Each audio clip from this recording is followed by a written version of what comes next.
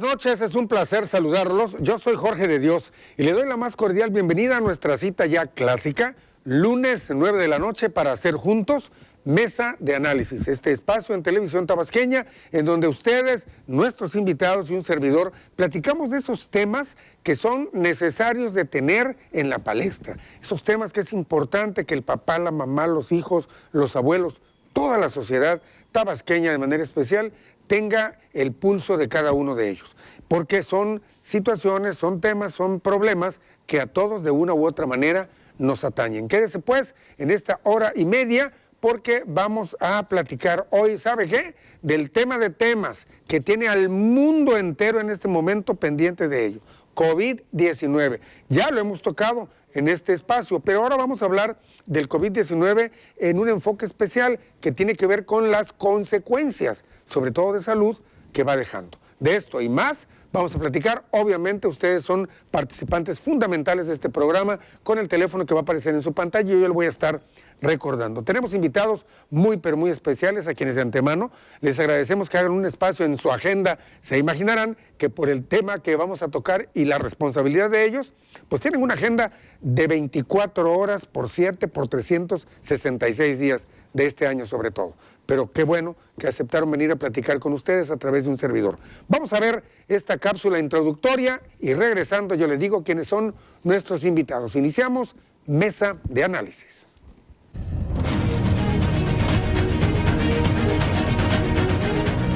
COVID-19, el brote de un virus que afectó al mundo entero y cuya propagación fue acelerada.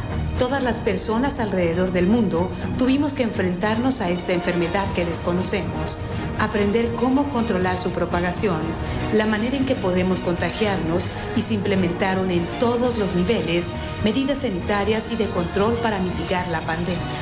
Términos como sana distancia o distancia social, confinamiento, cuarentena y nueva normalidad son ya parte de nuestras pláticas diarias. La Organización Mundial de la Salud continúa sus investigaciones, empresas farmacéuticas avanzan en la producción y pruebas de vacunas para controlar la propagación del COVID-19. Y diariamente nos topamos con la realidad que nos reflejan las estadísticas, con cifras de nuevos casos, defunciones y personas hospitalizadas con diagnóstico de coronavirus. Esta enfermedad infecciosa no siempre es letal. Existen ya miles de casos de pacientes que han presentado una manifestación grave del COVID-19 y se han recuperado. Pero lo que aún se está esclareciendo son la serie de secuelas que pueden sufrir en su salud los pacientes recuperados por tiempo indefinido o de manera crónica. En la enfermedad grave del COVID-19 hay una cascada inflamatoria descontrolada, llamada tormenta de citocina, sustancia inflamatoria que se verá en los pulmones a nivel de todos los órganos. Las secuelas del COVID-19 son las pulmonares, como la cirrosis pulmonar, que consiste en una especie de cicatrización de los pulmones que provoca que el paciente requiera de oxígeno por un tiempo prolongado o indefinido. El COVID-19 también puede dejar secuelas hematológicas o alteraciones en la coagulación de la sangre, factor contribuyente en la formación de microtrombos que pueden causar obstrucción a nivel circulatorio y, por tanto, ataques cardíacos, derrames cerebrales u otras complicaciones a nivel vascular o renal. Otras complicaciones por el COVID-19 son las cardiovasculares, es decir, infartos que pueden causar angina, disnea, micocarditis, dolor torácico, hipertensión arterial y trombosis, así como lesiones renales agudas que requieren de hemodiálisis. A nivel neurológico, el COVID-19 puede dejar secuelas como pérdida de olfato y gusto, encefalopatía, pérdida de conciencia, delirio, cefalea e infarto cerebral, además de causar complicaciones neuromusculares como dolor de músculos y articulaciones, fatiga muscular y debilidad y úlceras por presión. Esta enfermedad grave también deja secuelas neuropsiquiátricas como ansiedad, depresión, alteración de la memoria y estrés postraumático, toda vez que estos pacientes tienen miedo por lo sufrido en el hospital y quedan con el temor de volverse a contagiar. Mientras la comunidad científica busca una vacuna efectiva contra el SARS-CoV-2, los médicos tratan de entender las consecuencias a medio y largo plazo que puede provocar el virus a aquellos que han estado expuestos, tema que hoy planteamos con nuestros expertos en nuestra mesa de análisis COVID-19 y sus consecuencias.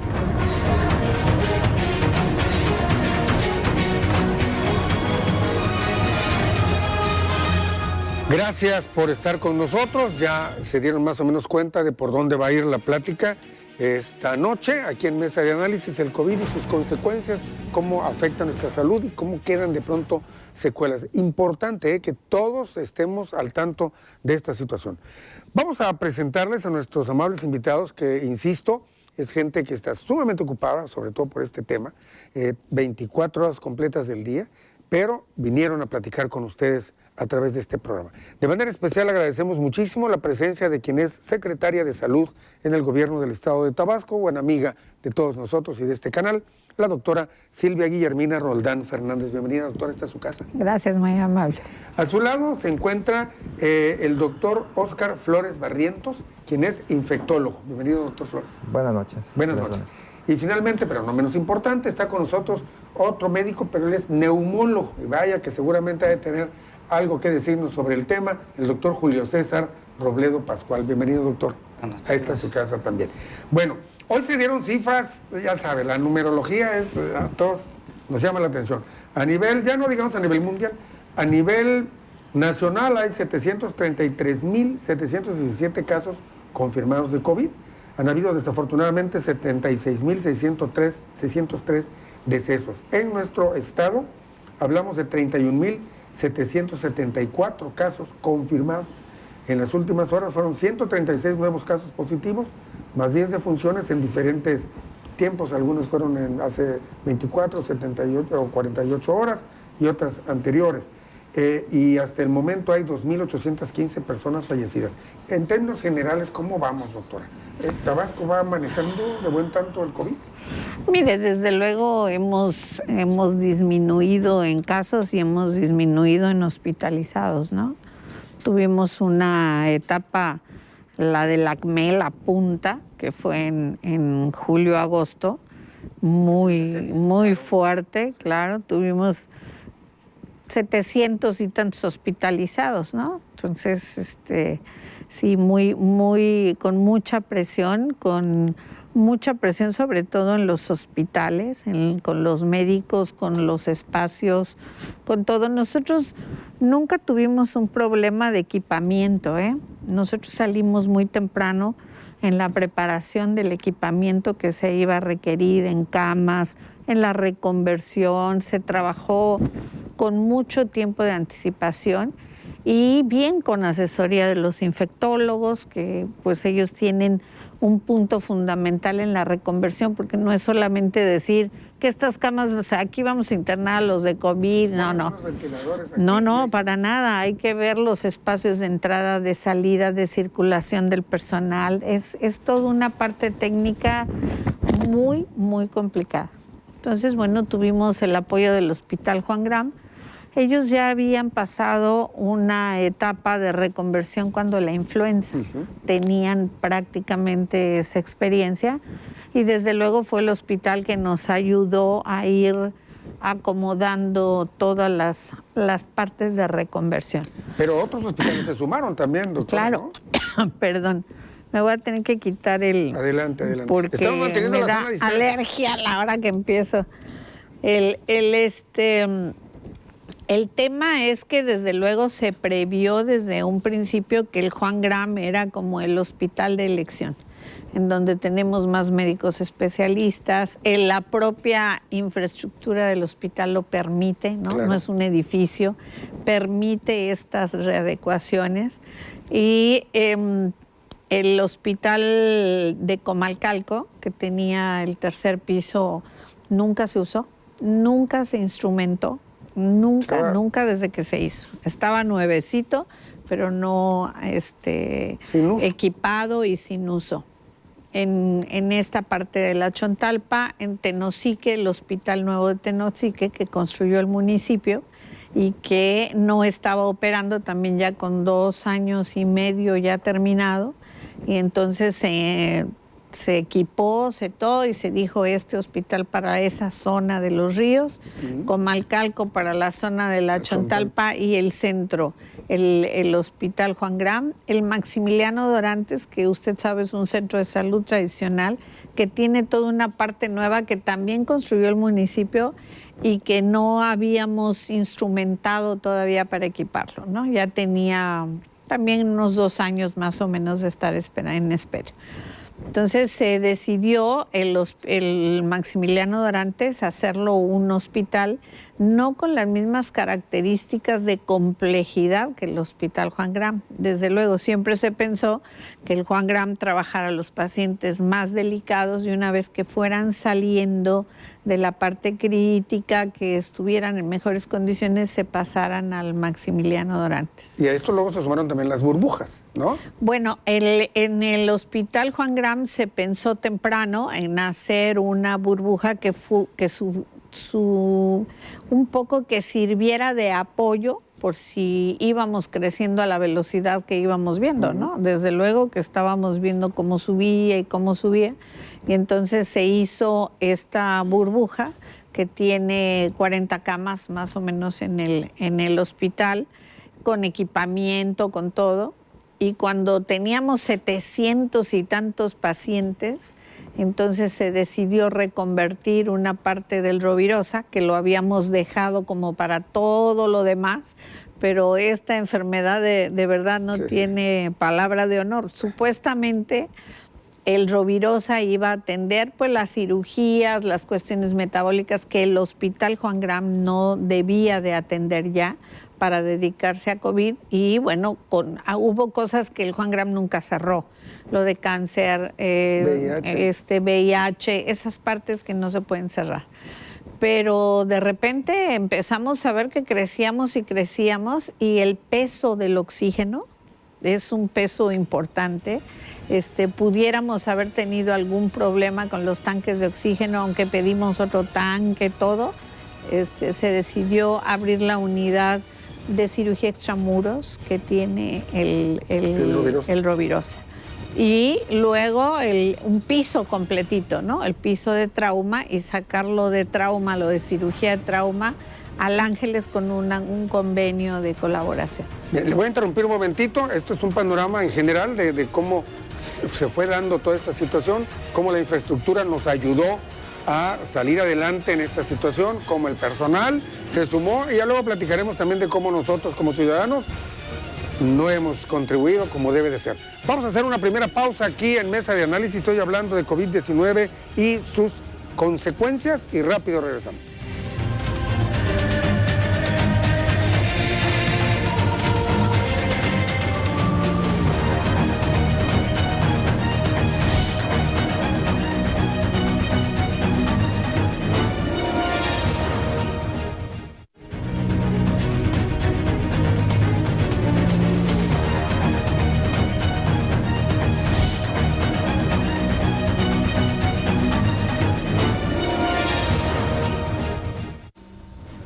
Algunas secuelas del COVID-19 grave son las pulmonares, como la cirrosis pulmonar, que es una especie de cicatrización en los pulmones.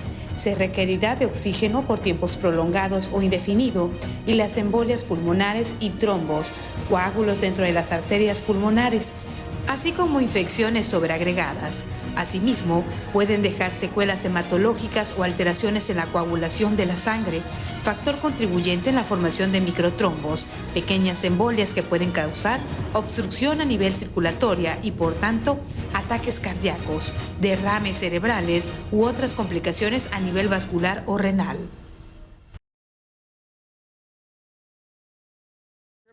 Saludamos a quienes nos vean vía televisión o Facebook Live o a través de internet en tvt.mx. También un saludo a nuestros amigos que nos escuchan a través de nuestras estaciones de radio hermanas en amplitud y frecuencia modulada. Gracias por seguirnos en Mesa de Análisis. Bueno, decía en esta cápsula introductoria de la cuestión de cómo afecta este SARS-CoV-2, este bichito que causa el COVID-19, principalmente los pulmones, que se pensaba que era nada más, eso llegaba, atacaba el pulmón y listo, pero iba un poquito más allá la cosa, ¿no? ¿Verdad? Sí, es correcto. Bueno, sí, se lo pregunto de manera especial al doctor Robledo Pascual, claro está. Sí, el mecanismo fisiopatológico que fue detectado y evaluado en donde tenía la puerta de entrada del virus era a través de un receptor en el pulmón. Y pues es un receptor en especial que hay en su mayor cantidad en el pulmón, pero hay en muchos otros órganos. Pero como la vía de entrada es por la vía inhalada, pues entonces el órgano más afectado, pues obviamente son todas las vías aéreas, iniciando por la nariz, y bueno, el órgano mayor que amplifica esto es el pulmón. En sí, ¿qué es lo que hace? Entra este virus y cómo es que empieza a afectar pues el aparato respiratorio. ¿Qué es lo que le hace? Sí, sí, al llegar el virus se ocasiona ya en el pulmón, como son partículas muy pequeñas, llegan a la zona de las células del epitelio respiratorio, sobre todo la parte baja, y activan un receptor a través de sus proteínas que tienen. Eso permite que el virus penetre sus proteínas y a partir de ahí comienza a llevar a cabo su replicación. Y esta es la parte inicial, y de ahí pues se comienza a replicar y al mismo tiempo desencadenan esas proteínas y parte de sus moléculas producen una respuesta inflamatoria muy intensa. Es un virus que tiene una gran antigenicidad, desencadena una respuesta muy intensa, y todas esas sustancias que el cuerpo libera pues es lo que se conoce como las citocinas. Y bueno, pues esto es lo que ocasiona una importante respuesta inflamatoria. Entonces, esta parte, que es la parte que se conoce como la parte de tipo de infección, la etapa de la viremia, y se agrega mucho la otra, la respuesta inflamatoria. Pero obviamente los receptores están en el corazón, en el riñón, en otros en el cerebro, y pues también van a tener efecto estos órganos a consecuencia de... O sea, no nada más es el pulmón el que iba resultando afectado, sino sobre la marcha, porque además hay que recordar eso, que es una enfermedad nueva, ¿no? Que nos agarra a todos de fuera de base. Y entonces fuimos aprendiendo que ya no nada más era el pulmón, sino otra serie de partes del organismo estaban afectadas. Así es. Lo que pasa es que la superficie del pulmón es más o menos del tamaño de una cancha de tenis, entonces la superficie de la cual se expone es muy alta. Claro. Entonces por eso esta es mucho mayor la respuesta. Y, sin embargo, en la vía aérea superior se afecta desde la zona de las fosas con respuesta inflamatoria, que es inicial. Se puede dañar la zona del bulbo olfatorio, la zona del laberinto, la zona del órgano de Corti con daño importante de sordera o de laberintitis. Las personas pueden sufrir de sordera. Obviamente lo más conocido es la falta del olfato, se pierde, pero también las personas pueden sufrir de sordera súbita. O mareos también, ¿no? El vértigo, la sensación de inestabilidad, que eso es parte del efecto sobre el laberinto, es daño al órgano interno y son eventos agudos que se dan. Pero eso es la manifestación de vía aérea superior. Pero la más importante, por el impacto que tiene sobre la activación de otra vía, que es la vía de la coagulación, es la del pulmón. Entonces, el problema más importante es que afecta la eficiencia del intercambio gaseoso, que es la función de las más importantes del pulmón, y eso ocasiona que las personas terminen con una inflamación, que eso es lo que se conoce como una neumonitis o una neumonía. Bien, le voy a interrumpir tantito aquí porque a raíz de todo esto, doctora Roldán, entraba por la nariz, por la mucosa y demás, dice, no te toques la boca, no los ojos, etcétera, no te toques la cara en general. La gente empezamos a ser hasta renuentes. Si hubiéramos hecho caso al 100%, desde un principio, tanto de la invitación internacional como lo que nos decían a nivel federal y a nivel estatal y hasta municipal, otro gallo hubiera cantado. No contribuimos desde un principio como ciudadanos. Bueno, mire, yo entiendo pues que no está fácil cambiar toda la vida, porque así no las ha cambiado el Claro, COVID, ¿no? totalmente. Y lo más penoso es que haya tenido que haber tantas muertes para poder entender que sí era en serio, que sí es un virus, que sí se transmite fácilmente, pero que además la manera más fácil de prevenirlo es la más barata. Y es en donde nosotros somos los que contribuimos, es decir, este es un padecimiento en donde todos podemos contribuir a no enfermarnos, ¿no? El de participar, este es el momento de la participación de todos, como en otras muchas cosas que no lo hacemos, ¿no? Como en la obesidad, como en la diabetes, como en la hipertensión. El paciente diabético sabe que si come determinadas cosas se va a descompensar y la sigue comiendo. Pero le entra el pastelito, ¿no? Claro. O pierde un dedo de un pie y sigue siendo irregular en su tratamiento hasta que pierde el otro dedo del pie y hasta que pierde la pierna, ¿no? Entonces, el tema es que no es fácil el cambio, porque, bueno, usted vio la actitud en Europa, ¿no? Así es, en el mundo entero. La gente no ubicó que esto era un problema verdaderamente serio, que teníamos que guardarnos y bueno, las consecuencias en todas partes las hemos visto. Sin lugar a dudas, y las seguimos viendo todavía. Y eso Claro. es lo peor, que a esta altura del partido todavía escucha uno, yo recibo hasta mensajes, eso no es cierto, es un invento del gobierno, que si los chinos, que si los rusos, que si los extraterrestres, no se dicen cada cosa increíble que esto se dé. Doctor Flores Barrientos, como infectólogo, pues le tocó bailar con una no tan bonita, ¿no? Una de las pandemias que sí nos ha causado mucho esfuerzo el entenderla, porque la progresión de la enfermedad ha sido así. ¿Y cómo vamos abordándolo desde el punto de vista, pues yo no quiero decir mexicano, pero cómo lo hemos ido abordando esto? ¿Estamos caminando adecuadamente? Yo creo que sí, en el Estado sí, desde el principio, cuando nos invitaron a participar, empezamos a decir, en términos coloquiales, ahí viene el logo, a despertar conciencias, a capacitar a la gente, a los médicos, de que esta enfermedad sí venía de manera seria y sobre todo que aunque no sabíamos con realidad al principio la gente que fallecía, nosotros teníamos que hacer todo lo posible con intervenciones que fueran sencillas, como el uso de cubrebocas, distanciamiento social, el lavado, la higiene de manos, que es algo que promocionamos siempre, que es básico en cualquier cosa. Para SARS-CoV y muchos más. Para muchas enfermedades. Entonces, eso que son cosas tan pequeñas, que ahora ya son más o menos rutinarias, nos costó mucho trabajo. Y aún hasta la fecha se piensa que no son básicas. Sí son básicas.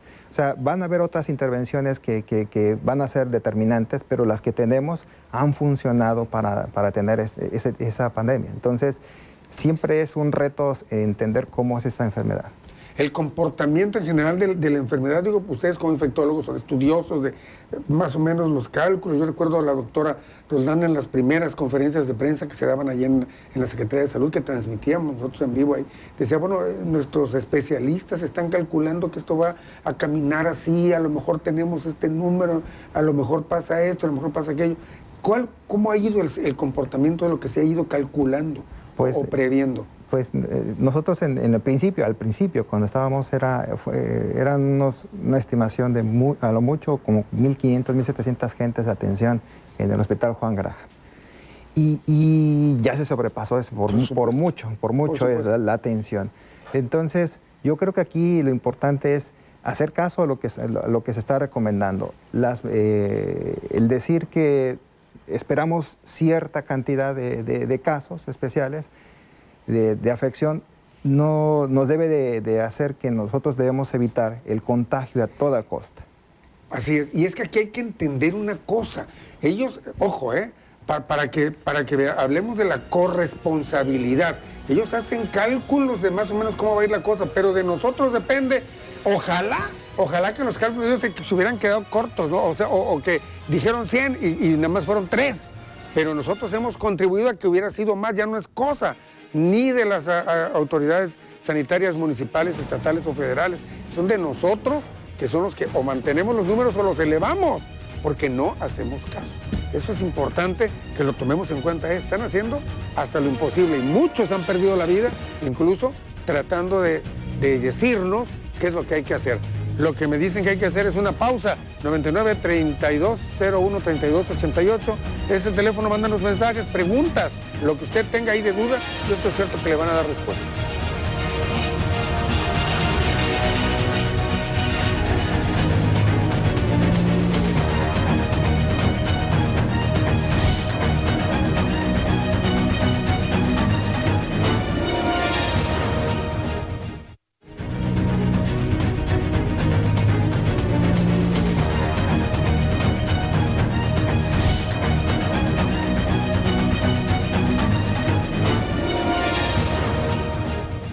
El COVID-19 en pacientes graves puede dejar secuelas neurológicas como pérdida de olfato y de gusto, encefalopatía, pérdida de conciencia, delirio, cefalea e infarto cerebral, además de causar complicaciones neuromusculares como dolor de músculo y articulaciones, fatiga muscular y debilidad, además de úlceras por presión.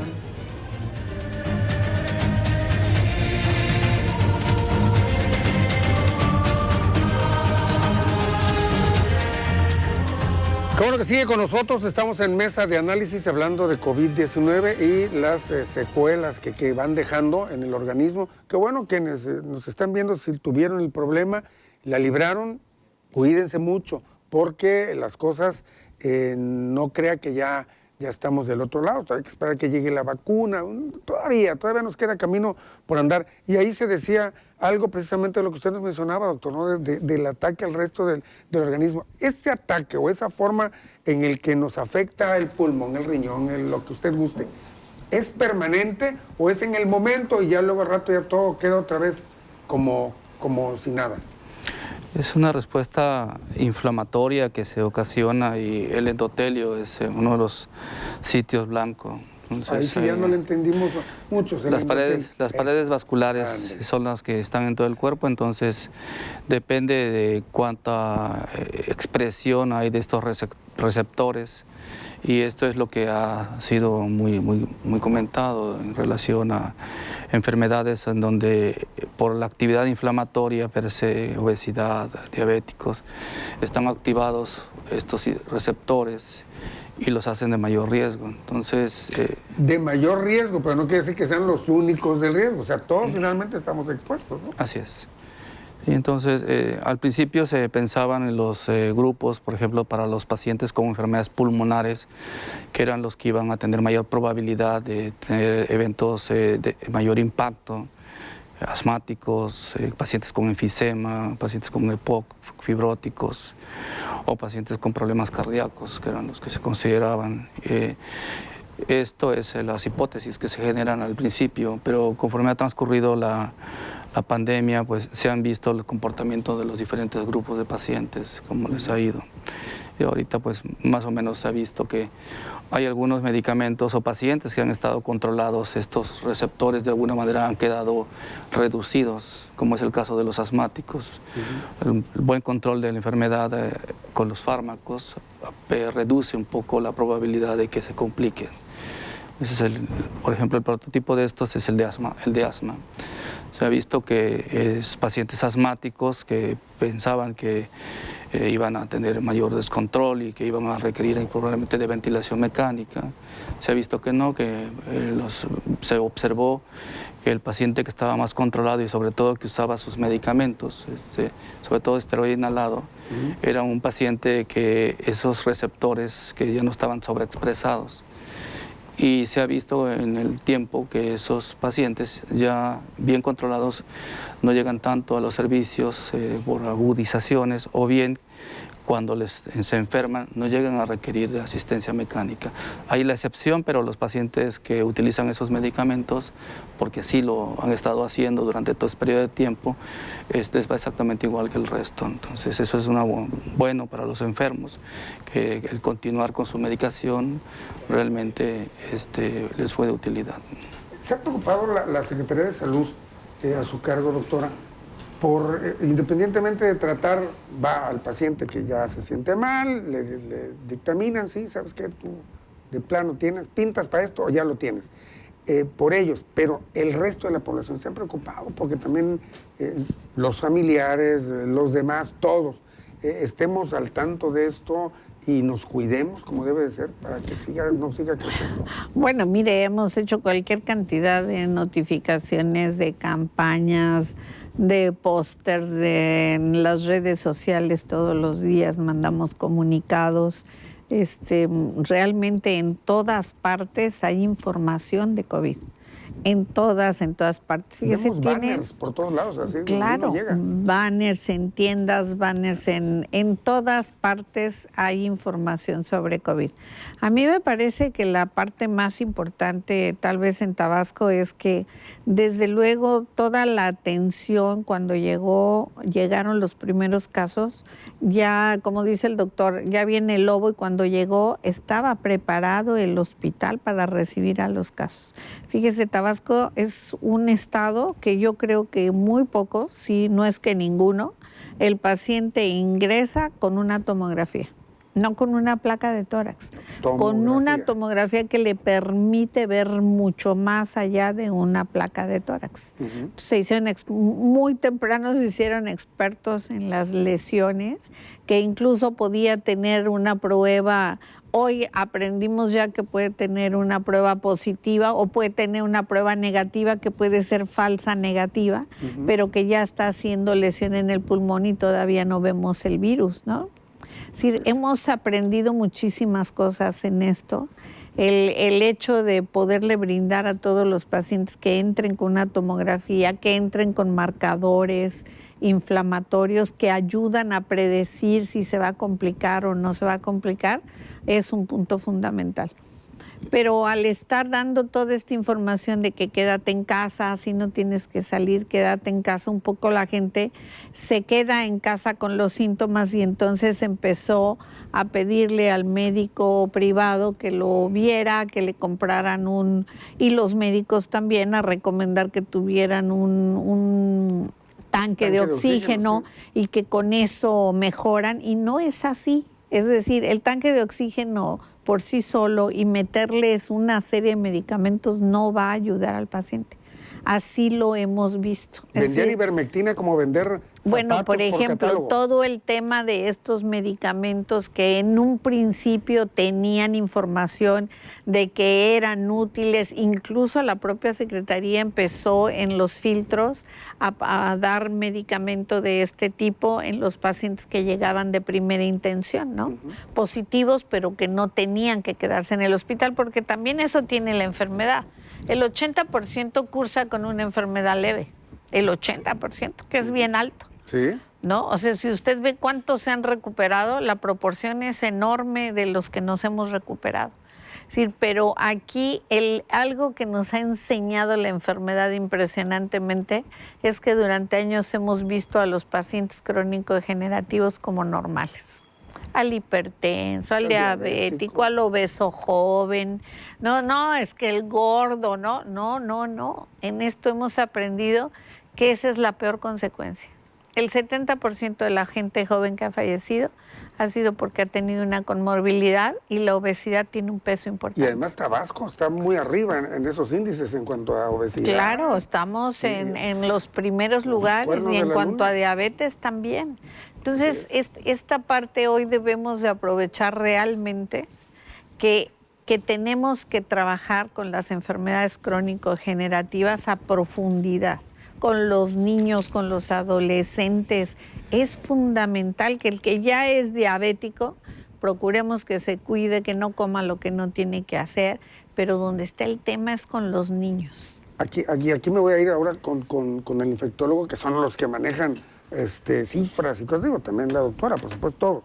Porque habla de los niños. Al inicio yo recuerdo que se decía, es que esto es para la gente de la edad de riesgo, ¿no? Los de 60 años y pico, cuidado. Y los jóvenes y los niños, esos olvídense, esos pueden andar tranquilos, no les pasa nada. Pero hemos estado viendo que sí también, sí se afectan, ¿no? Sí se afectan, o sea, son susceptibles. No es muy común, no es tan frecuente. Pero les toca. Hasta recién nacidos, hasta chiquititos. El nivel de afección puede ser desde algo leve, algo sencillo, como es síndromes, como mencionó el doctor Robledo, síndromes hiperinflamatorios, que en los niños se presentan también y que requieren una atención intensiva también, de terapia intensiva. Entonces, también para eso está preparado el Hospital del Niño, para atenderlos. Pero no hay que llegar hasta eso, hay que prevenir primero el contagio, es muy fácil eso. Y en esto vamos a insistirle, ¿cómo lo prevenimos? Pues las medidas básicas, distanciamiento, higiene de manos, el llevar no solamente el adecuado peso, sino las vacunas en los niños, todo, o sea, todo lo que complete su salud en cuanto a su edad. De pronto se manejaba, a ver, nada más reúnanse o convivan con quienes están bajo el mismo techo, ¿no? Eso es lo que se decía. Aunque sea mi hermano, mi primo, mi papá que vive aquí enfrente, ¿no? Ese ya es harina de otro costal. Cada quien nada más con los que viven bajo su mismo techo. Luego como que cuando empezamos a pasar del semáforo rojo, ya estamos en naranja, no, pues como que ya la hicimos, la gente se relajó y se empezaron a reunir a nivel familiar y empezaron otro asunto que se agregó, doctora. Claro, mire, las epidemias traen como una secuencia. Primero llegan de fuera y así fue exactamente aquí. La epidemia entró por viajeros de otro país que llegaron a Tabasco y que ahí los detectamos y entonces empezó a crecer en viajeros. Todavía podíamos tener en un pizarrón la red de fulanito de tal y los contactos, sus familiares y todo. Después se hacen los brotes familiares muy fuertes. Y después los comunitarios, cuando ya usted es difícil establecer todos los contactos que un paciente tiene. Se supone que un paciente deja 30 infectados. Uno, ¿sí? Entonces, bueno, esta parte de hoy lo que estamos observando nuevamente son brotes intrafamiliares. Así es, para que vean, cuidado. Ahora para el 15, todos no, si nos vamos a juntar nomás la pura familia, hombre, van a venir mis tíos, mis primos, mis hijos y mis nietos. Cuidado. Y esta es la temporada fiestera, en México. Y podemos correr muchos riesgos. Vamos a hacer una pausa, ya tenemos algunos comentarios y preguntas del público y rápido regresamos.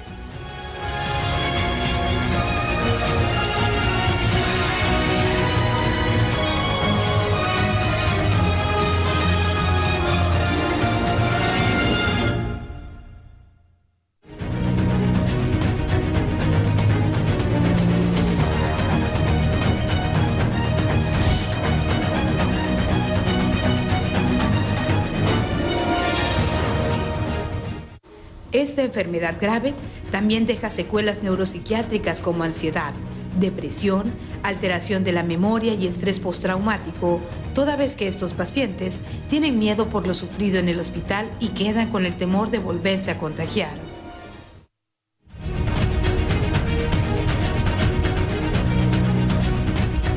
Bueno, estamos de regreso en mesa de análisis hablando del COVID-19 y pues mucho que hay que decir, pero también las secuelas que va dejando. Tenemos mensajes y comentarios del público. Graciela Rodríguez, saludos mi estimado amigo Jorge, bendiciones para ti y para todos. Gracias a Graciela Rodríguez. Jorge Enrique Ferrer, gracias doctora Roldán por la información que está brindando. Indira López Rosique, gracias por darnos su tiempo para informarnos sobre COVID-19. Jorge Ferrer Aguilar, dice el gran esfuerzo y tenacidad ante la pandemia por parte de la Secretaría de Salud Estatal y Federal. Excelente la información, dice Toribio León. Felicidades, doctora Roldán e invitados. Rosaura Rodríguez, saludos al excelente equipo de médicos del Hospital Juan Graham. El doctor Marco Chico, que es fan destacadísimo de CORAT, nos ve en Estados Unidos. Él dice, ¿cuál es la diferencia de SARS-CoV 2 del 2003 al COVID-19 y la historia natural del periodo prepatogénico y patogénico. ¿Qué le decimos? Básicamente esas diferencias son genómicas, viene de la misma familia, y lo que quieren ver es la diferencia en cuanto al huésped, al hospedero, hacia dónde se reproduce y el daño que va habiendo. Al final de cuentas, en el SARS-CoV que menciona primero, el 1, se fue limitado, son brotes pequeños, se demostró que no era tan transmisible como lo ahora es el COVID. Y la segunda pregunta en la que pregunta está diciendo cuál es la diferencia antes de que presenten síntomas o no. El periodo prepatogénico. Exactamente. El prepatogénico es el periodo en el que entra el virus al cuerpo y va a desarrollar, se va a multiplicar, se va a dividir y va a hacer esas secuencias de hiperinflamación al final, en alguno de los casos.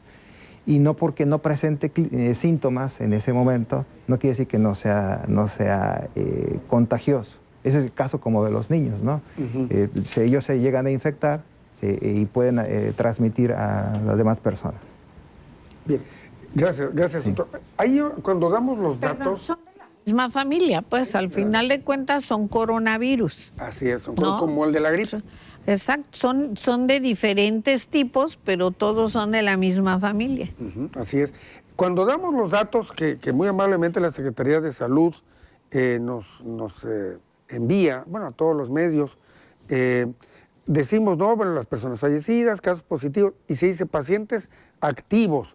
¿Qué es lo que debemos entender en por ese término, doctor, por pacientes activos? Bueno, ya sabe que lo que al principio y todo el tiempo hemos dicho es que la parte de la incubación del virus, el tiempo que dura el virus son aproximadamente 14 días. Puede ser que una gente sea positiva, si se le hace una prueba hasta los 21, hasta los 3 y hasta 9 meses, pero ya no está activa, ya no es infectante. Ya lo que se ve en el estudio que se hace para ver los virus son residuos de virus. Y si no tiene síntomas, pues más, ¿no? Entonces son 14 días los que se miden de periodos de incubación de uno a otro. ¿Qué es lo que decimos de activos? Los que tienen los últimos 14 días. Son a los que hay que seguir, son a los que hay que ver a sus contactos. La gente que sabe que es positivo debe de ver su esposa, los hijos, todos los que vivan alrededor de él o trabajen alrededor de él. Así es, ¿no? Esos son los activos, para que vayamos entendiendo cuáles son los pacientes recuperados, bueno, obviamente los fallecidos, pero los pacientes activos también. Tenemos comentarios acá también del público. Bueno, ¿cuánto vale un bote de colágeno? No, eso no sabemos, oiga, ¿qué pasó? En los templos católicos están invitando a participar en actividades y también en auditorios como medidas sanitarias. ¿Hay garantía de que no se contagie uno ahí? No, la garantía la pone uno, la pone la gente que va. Está determinado en los cultos religiosos y en todo que tienen que respetar el afore. Es decir, no pueden llenar la iglesia. Tiene que ir solamente el 30% del cupo de la gente y tener la distancia suficiente y usar cubrebocas y, si es posible, usar mascarilla, ¿no? Cuando sale. Sí, doctor. Y yo agregaría ahí, aparte de eso, de lo que nos están diciendo, yo pondría algo más. Decirle a la gente que si son de grupo de riesgo, que ya se mencionó hipertensión, diabetes, obesidad, tercera edad, no sean los primeros en ir, sino que sean los últimos en ir. Yo sé que va a ser difícil, pero en esa nueva normalidad debemos aprenderlo así. Es que por muy que estén en la iglesia ahí con agua bendita, esto no respeta ni la iglesia ni el agua bendita, o sea, no, el SARS-CoV no es religioso, el SARS-CoV no, entonces estén donde estén. Nada que ver con la situación socioeconómica de la gente tampoco. Tampoco. Nada. Apenas parejo. Así es. Como va, ¿verdad, doctor? Gracias. Bueno, vamos a regresar tantito con usted, doctor, para que nos siga platicando, de verdad, yo lo voy a decir así yo, a título personal, para que nos dé miedo, queremos meterle miedo a usted, de verdad, porque hoy nos vemos así, tranquilitos, y uno no sabe, en cuestión de días, la persona queda sumamente afectada y se van, y truenan, y se mueren, porque el grado de daño que hace al organismo es mayúsculo. Sí, hay un fenómeno que se da en esta enfermedad que se llama hipoxemia silenciosa o silente. Es decir, llega a afectar la eficiencia del pulmón y lo reduce muy rápidamente. La velocidad con que la pérdida de eficiencia se va presentando, se va dando. Sin embargo, los pacientes cuando van teniendo esa pérdida de eficiencia, el pulmón generalmente compensa y compensa mostrando un síntoma que nosotros llamamos disnea, que es falta de aire. Ajá. Y el sistema nosotros llamamos del drive ventilatorio, que es el control respiratorio, generalmente compensa. Aquí no lo hace y se llama hipoxemia silente y es muy peligrosa porque probablemente en alturas de nivel del mar, como pasa en Ciudad de México, en el altiplano, ahí el pulmón está un poco más adaptado. En el nivel del mar no se nota la hipoxemia, no se detecta rápidamente. Entonces las personas generalmente están en casa y cuando se vienen a dar cuenta, las caídas de oxigenación, que es lo que detecta el oxímetro, son más rápidas. Y es por eso que cuando los llevan al hospital, pues ya están muy mal. Está muy mal. Hay que recordar o entender de que el oxígeno nos sirve para que todo esté funcionando bien, para que todo el organismo, todas las células de cualquier parte esté jalando el cuerpo, cada uno cumpliendo con su finalidad para lo que es tal o cual órgano. Y si no le llega el oxígeno, pues es como si no tuviera gasolina el coche, no se mueve y se empieza a tronar todo. Y por eso el oxímetro que dice usted, porque mucha gente dice, oye, ese aparatito, ¿cuál es el chiste de que yo me esté checando el oxígeno? Sí, los niveles de oxígeno en el la sangre. síntoma más frecuente de esta baja de oxígeno es que se ponen morados los dedos. Pero aquí a nivel del mar, como los niveles de hemoglobina los tenemos más bajos, porque estamos adaptados a la altura, pues nuestros niveles no se nota la baja de oxígeno. Entonces, pues, las personas nunca llegan a detectar eso. Y cuando aquí en la altitud, aquí a nivel del mar se observa, pues es porque están muy delicados. Y ya ves, ya es más difícil para los doctores. Así es. Aquí el oxímetro sí tiene mucho mayor utilidad porque en el momento en que va descendiendo los niveles de los valores que se dan en el equipo, en el dispositivo, pues nos están indicando que esto es un dato de alarma. Entonces, eso es lo que hace que uno funcione para que vamos al hospital. Tampoco. Ahorita que menciona esta palabra el doctor, es una alarma. ¿En qué momento, doctora? ¿En qué momento es que tenemos que ir a tocar la puerta de ustedes para decir, hey, ¿por dónde voy? Cuando ya estoy con los dedos morados, como dijo el doctor. Claro que no. O sea, porque aquí somos hasta que ya se me está cayendo algo a pedazos, es que voy y toco al doctor. Mientras ahí me la voy llevando. ¿O en qué momento es que yo digo, para evitar tanta bronca, en qué momento tengo que ir? Mire, si tiene oxímetro, tiene que estarse monitoreando con el oxímetro, y si llega a 93, ese es el momento que hay que ir al hospital. Cuando está en 93 y tiene esta sensación de que le falta el aire, de que si se levanta de aquí, va al baño, ya me cansé, empieza con esta sensación de cansancio sin que esté ahogado, claro, ¿no? Ese es el momento. La gente, si se hospitalizara temprano, lo más temprano posible, saldría muchísimo mejor. Por eso fue que se hizo una burbuja, la del parque, de hospitalización temprana, en donde el paciente no está grave, pero ya tiene lesiones, ya sus marcadores inflamatorios se están alterando. Ese es el que debe de ir, porque en este lugar se hace tratamiento con oxígeno, con mascarilla, no invasor, hacen ejercicio, están pendientes y monitoreados 24 horas. Y bueno, pues esta es la forma. La gente un poco el miedo, desde luego, es no salir del hospital. Y el otro miedo terrible es entrar solo. ¿Sí? Porque es una necesidad la que tenemos de que no podemos dejar que entren con la familia, porque exponen a la familia. Entonces, esta parte es la que le pega mucho al paciente que está acostumbrado a, si acaso, ir al hospital y tener a su familiar al lado. Aquí no se puede. Entonces, del principio, pues el conectarlos con su familia por el teléfono, cuando teníamos 700 pacientes y había 200 en el Juan Gram, pues le quiero decir que era bastante complicado que 2 veces al día conectáramos. También hemos ido creciendo en esto, ¿no? Ahora se hace con tablets, se conectan con la familia, platican con ella. En fin, el que no puede, porque está intubado, bueno, pues no se puede y se le da la información. Pero la gente tiene mucho miedo de ir solo. Pero más vale ir, o sea, la cosa es perder el miedo de esto. Ya nos ponen la musiquita, quiere decir que tenemos que hacer una pausa. Y voy a dejar en el aire esta pregunta.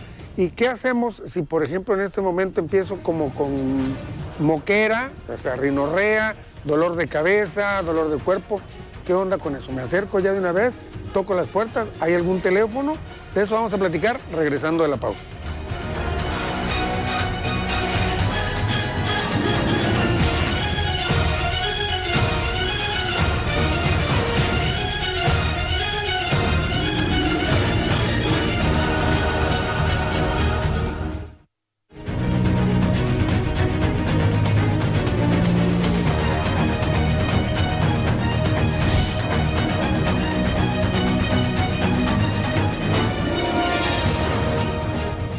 Al denominado COVID-19, persistente caracterizado por el mantenimiento de ciertos síntomas residuales durante meses, se suman una serie de secuelas en aquellas personas jóvenes afectadas por el virus al inicio de la pandemia, incluso cuando no presentaban enfermedades ni antecedentes previos.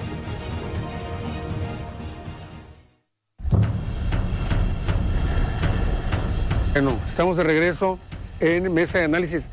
Interesante lo que decía esta cápsula introductoria aquí de este bloque, de cómo la gente joven está también padeciéndolas y sabroso, ya aquí ha quedado claro que son como los grandes llevadores, acarreadores del problema, y se confían muchas veces los jóvenes de no soy población de riesgo, y caen y muchos mueren incluso, muchos mueren. Eso es tremendo. Había dejado en el aire la situación de que, bueno, si tengo síntomas de rinorrea, o sea, la moquera, dolor de cabeza persistente que no se me quita con una pastillita y demás, ¿ahí qué hago en ese momento? Pues puede ir a su centro de salud, puede hablar por teléfono al 800 que hemos divulgado también todo el tiempo, 800-6241-774, y decir que tiene síntomas y que se quiere hacer una prueba. Las pruebas, fíjese, nosotros también le hemos apostado mucho a las pruebas. Nosotros no solamente estamos haciendo pruebas en los pacientes hospitalizados, ¿sí? Es decir, el lineamiento nacional dijo, a ver, vamos a hacer pruebas solamente en los hospitalizados y en el 10% de los que vengan a consulta externa de hospitales vigilantes, que son específicos, ¿no? Dijimos, no, vamos a abrir el muestreo. Entonces, nosotros tenemos abierto el muestreo para la gente que tenga síntomas y que diga, a mí se me murió un familiar y estuve con él debe de ir a hacerse una prueba. Las pruebas, no sé si usted las ha visto, pero las tenemos en el Parque Tabasco, que también fuimos aprendiendo, ¿no? No en lugares cerrados, en lugares abiertos. La gente no tiene que bajarse ni de su carro, puede abrir las ventanas y seguir 15 minutos con las ventanas abiertas. Hay seguridad para tomar la muestra. Y entonces somos el segundo estado después de la Ciudad de México que tomamos más pruebas por cada 1,000 habitantes. Que era algo que se escribía mucho, de que decían, no, es que en México no hay una numeralia confiable porque no se están haciendo muchas pruebas, pero sí, por lo menos en Tabasco. Sí, pero sí, nos hace falta que la gente que tiene un contacto con un paciente COVID hable y diga, yo estuve en contacto y necesito irme a hacer una prueba. Este es el momento también de buscar asintomáticos. Es decir, ¿cuántos muchachos jóvenes pueden estar siendo asintomáticos que estuvieron en contacto con gente que tuvo el padecimiento? Este es el momento de muestrear.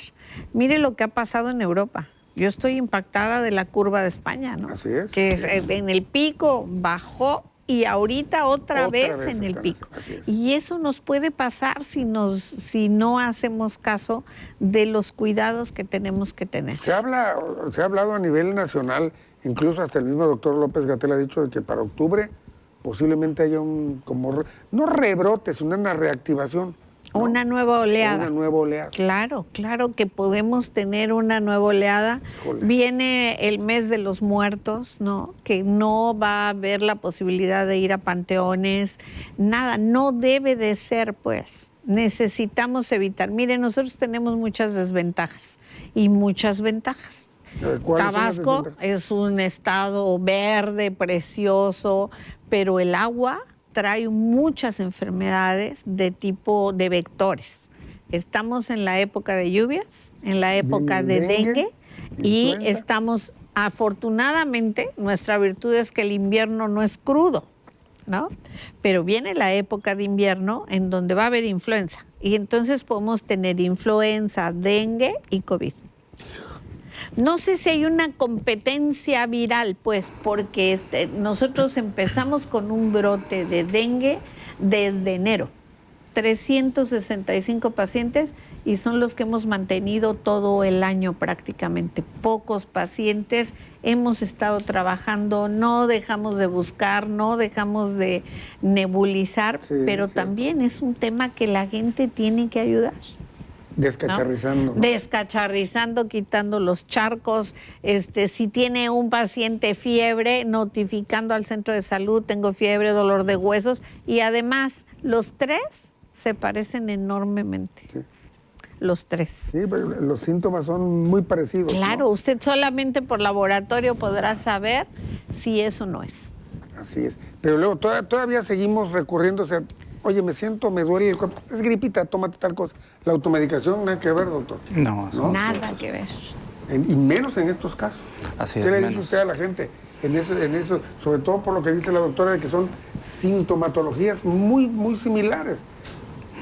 Así es, en estos casos lo que no se debe de hacer es automedicarse, porque en el caso de que alguien quiera para estos pacientes recomendarles para la fiebre paracetamol, está bien, pero si alguien les indica aspirina, si por alguna razón se equivocaran y fuera dengue, esto lo perjudica, entonces no es correcto. Y menos que no sea un médico el que lo indique, entonces un familiar o un mejor amigo. Entonces, en el caso de, por ejemplo, de influenza, la influenza no se va a corregir si no, sobre todo si toca H1N1, esas variantes, o la A o la B, no se va a mejorar con paracetamol solamente. Entonces requerirá un antiviral y requerirá oseltamivir, por ejemplo. Entonces, y el COVID no lo van a resolver con oseltamivir. Entonces, no se trata de dar una receta para ver a qué le voy a atinar, pues perdón por la expresión, pero Sí, tampoco así se es. trata de eso, una receta de cocina, y le doy los tres a ver si no me equivoco, y si me equivoco con uno, pues al otro no. No se trata de... La medicina no es para eso. Y incluso en redes sociales circulan muchísimas fórmulas de por qué no licuas piña con no sé qué y hojas de tal, y ese tipo de cosas naturistas. ¿Ahí qué se le dice a la gente? Mire, yo no sé qué opinen mis compañeros. Yo digo que todo lo que no hace daño y le sabe bien, está bien. No, Tómenlo, digo que su se tecito. hagan el licuado de maguey con no sé qué y con... Está bien, ¿no? Mientras sea no se natural. perjudique y mientras sea natural, está bien. Los cítricos, está bien que tomen cítricos. Lo único que no se vale es que, fíjese, cuando se empezó a hablar de los corticosteroides, cómo no. como pero el es que ya corticosteroide es un medicamento barato, pues entonces la gente se empezó a meter corticosteroides porque el médico X le dijo, tómate de una vez dexametasona. Y no sabe Imagínense. las terribles complicaciones Claro. con las que llega un paciente mal manejado con esteroides. Porque el tema del esteroide lo deben de manejar dentro del hospital, no afuera del hospital. Así es, y es gravísimo. inclusive. Bueno, y mire, el hospital ha tenido el tema de protocolos de investigación específicos con medicamentos verdaderamente caros, pero vigilados con un control permanente que, bueno, que son tan carísimos que obviamente la gente no los consigue de manera fácil, ¿no? Como conseguía la ivermectina, pues, que se Había gente que ofrecía ivermectina en las redes. No, la ivermectina la vendían, insisto, así como zapatos por catálogo. Todo el mundo te ofrecía ivermectina. Yadira Jiménez Vargas, fui contagiada y no me han querido hacer la prueba. ¿Quién no le ha querido? A ver, ¿qué le decimos a Yadira? Que deje Fui su teléfono y dice. que mañana la van a contactar. Si nos da su teléfono, Yadira, por favor. Bueno, Yadira, si puedes marcar o mandarnos, bueno, seguramente donde llegó el mensaje. Tu teléfono para que te marquen y te digan cómo hacerle. Buenas noches, dice Rodríguez Dalila. ¿Un paciente recuperado adquiere inmunidad? ¿Quién guste contestar? Sí, o sea, en esta enfermedad, ¿cómo pensar que todo es anticuerpo? Que la famosa, esa es la forma de cómo los anticuerpos nos van a proteger para nuevos eventos. Pero no es lo único.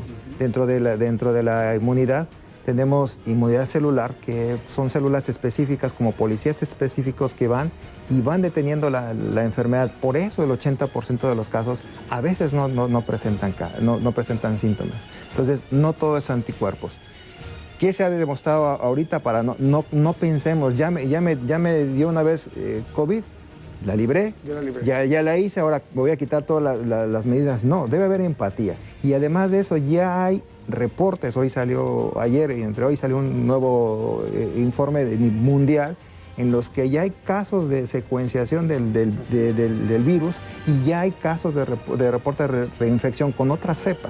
Entonces, no debemos bajar la guardia, evitar a toda costa que nos infectemos. Bien, interesantísimo. Y hoy decía el doctor López-Gatell en una entrevista para un medio nacional e internacional que incluso, porque todo el mundo estamos esperando la vacuna como agua de mayo, pero como que si nos ponen la vacuna, corramos por el mundo entero besándonos todo y lamiendo el piso. No, señor, porque como dijo el doctor López-Gatell, ¿no?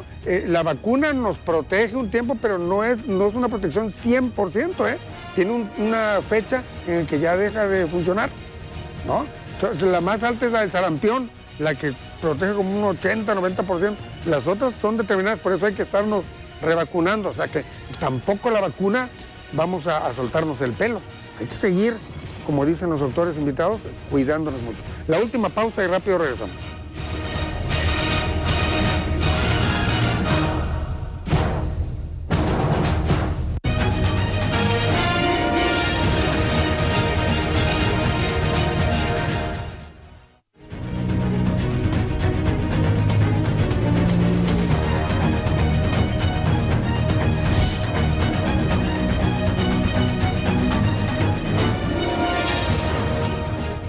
Los especialistas en fisioterapia pueden ayudar a los pacientes que han sufrido coronavirus para, por ejemplo, optimizar la ventilación, tratando el diafragma principal como músculo de respiración mediante técnicas manuales e instrumentales, inspirómetro, así como realizando ejercicios para estimularlo y tonificarlo.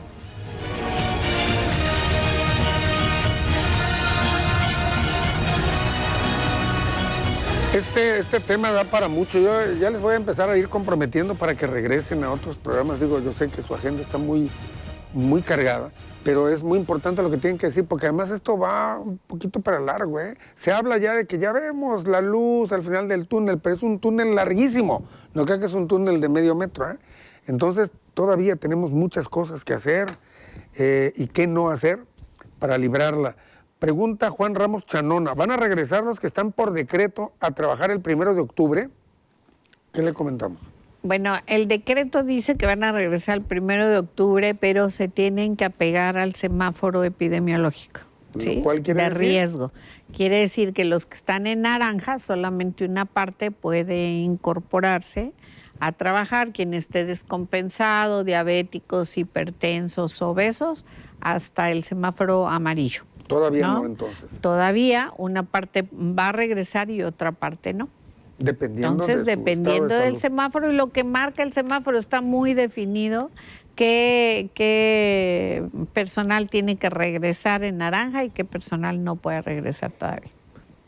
¿Esto cómo lo comprueba? La persona dice, es que yo soy diabético y tengo un papel que dice... Bueno, mire, la mayoría del personal se fue sin una incapacidad.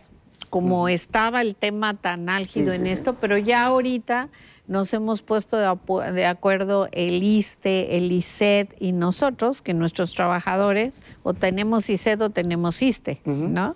Entonces ya incluso en línea usted puede consultar si el paciente es diabético o no es diabético, si tiene su notificación de que es diabético o su incapacidad. Ahorita sí, todos, si no se van a presentar, tienen que tener su incapacidad. Bien, para la persona que habló, que dijo fui contagiada y no me han querido hacer la prueba, Yadira Jiménez, ya tiene el teléfono, nuestro amigo Se van a Cristian contactar Solorio, mañana en la mañana. de Comunicación Social y de la Secretaría de Salud, y van a contactarle para que haga su estudio y esté más tranquila. Berito Pérez, otra secuela es también la caída del cabello. ¿También eso se da? ¿También a ese nivel afecta?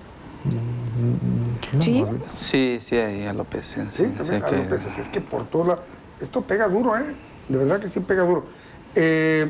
Bueno, se nos está acabando prácticamente el tiempo y no quiero que se nos vayan sin que nos hablen de la vacuna, doctora. La gente estamos todos esperando la vacuna, ya queremos, así como para salir medio desbocados, pero de lo que usted sabe, usted está totalmente informada de lo que sucede a nivel estatal, nacional e internacional. ¿Qué pasa con la vacuna? Bueno, la vacuna todavía está en pruebas. No hay ninguna vacuna que ya digan esta va a ser la vacuna porque ya pasó por todas las etapas. Hay la vacuna en la que México va a entrar, apenas va a entrar en la tercera etapa de prueba. Y una tercera etapa dura meses. No es que dure un mes y que ya te la puse. No. Hay que ir viendo si no tiene complicaciones el paciente, si tiene anticuerpos, si no los tiene. Hay que medir una serie de cosas. Hacer una vacuna no es cualquier cosa, ¿no?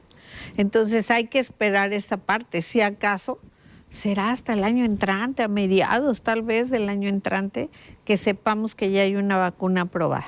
Hay un montón de empresas de países que están trabajando con vacunas, pero ninguna es que ya está lista para salir al público, ¿no? Muchos dicen, no, ya Vladimir Putin ya la tiene lista, ya nos va a regalar la vacuna, ya estamos. No, todavía hay que seguirle claro, con todas las medidas que nos han indicado. Pero lo que sí le digo es que ya entramos a partir del 1 de octubre en la vacuna contra influenza. Hay que acordarnos que nos tenemos que vacunar cada año con influenza porque son diferentes virus los que persisten. Y entonces es muy, muy importante que toda la gente de riesgo se vacune contra influenza. Vamos a estar vacunando en diferentes lugares, en los centros de salud ya hay vacuna, ya está distribuida. Ya está listo. Y por favor, hay que vacunarse. Yo recuerdo que el año pasado, me parece, había hasta un módulo de vacunación en un supermercado. Sí. Fui a hacer algunas compras y ahí peiné el área de una vez y órale, vacúnenme, Sí, ¿no? vamos a abrir. Hoy por la pandemia también tenemos que cuidar esas partes, pero desde luego que estamos buscando todas las posibilidades de poder llegarle a la gente con la vacuna. ¿Cuál debe y cómo debe? Bueno, vamos a ir ya, tenemos 3 minutos, es un minutito o menos de un minuto para cada uno. Doctor Julio César Robledo Pascual, ¿alguna consideración final, por favor? Las personas que tengan esta condición y estén en casa bajo vigilancia, los síntomas de alarma respiratorios son la sensación de falta de aire y el otro es la reducción de la oxigenación a través del monitor de oxaturación, que comentaba la doctora, 93 es un buen número para poder ir al hospital. Bien, muchas gracias, doctor Flores Barrientos. ¿Algunas consideraciones finales? Pues que la gente haga todo lo que esté en sus manos para evitar la transmisión, que no se vayan a infectar. Eso es vital. Y si ya se infectaron, que no tengan miedo en la atención. La atención temprana puede cambiar, puede ser tan decisiva como decidir por su vida. Entonces, el hecho de que se infecten no quiere decir que es el final de su vida. Pueden salvarse, inclusive si fueran a ser casos graves. Bien, muchísimas gracias. Doctora Roldán. Pues a mí me parece que hay que insistir que lo más barato es lo que previene la enfermedad. La distancia adecuada, 1,5 metros de distancia de cada persona, el lavarse las manos todas las veces que sea posible y si no, gel en las manos con todo lo que uno toque. Y desde luego el uso del cubrebocas, ¿no? El uso del cubrebocas está probado que si usted hablando puede muy bien detener las gotitas de flu en el cubrebocas. Estornudando todavía puede filtrar algo, pero desde luego no es la cantidad con la que usted puede infectar a alguien. Entonces, el tema del transporte público, a ver, pues si la gente ha dejado el transporte público, han dejado de vigilar el transporte público, los que nos enfermamos somos nosotros. Somos nosotros los que tenemos que exigir, somos nosotros los que tenemos que subir con el cubrebocas y con un gel en la mano, por si toco el tubo, le pongo gel al tubo donde lo toque, ¿no? Porque ahí está el punto. Nosotros podemos evitar enfermarnos. Ojalá que todos supiéramos que la vamos a pasar bien, pero es una moneda al aire. Así es. Igual usted se complica, igual la pasa bien, no lo sabemos. Así es. Pues ahí está, mire, ellos son expertos, tienen todo, hasta el momento tienen todo el pulso de lo que está sucediendo en esto que ha agarrado al mundo entero por sorpresa y estamos todos de una u otra manera aprendiendo, pero ellos están en el frente de batalla, ellos son la primera línea donde se está manejando todo esto. Hagámosle caso, por favor. Queremos agradecer en todo lo que vale la presencia de Julio César, de Óscar y de Silvia Guillermina. De manera especial también a todos ustedes que nos hacen el favor de vernos los lunes a las 9 y el compromiso para que si es menester, porque esto como que va para largo, vuelvan por favor a visitarnos. Claro que sí. ¿No? Aquí en Mesa de Análisis para seguir hablando del COVID-19. Yo soy Jorge de Dios y en nombre de todo el equipo técnico y de producción le digo a usted muchas gracias. ¿Ya?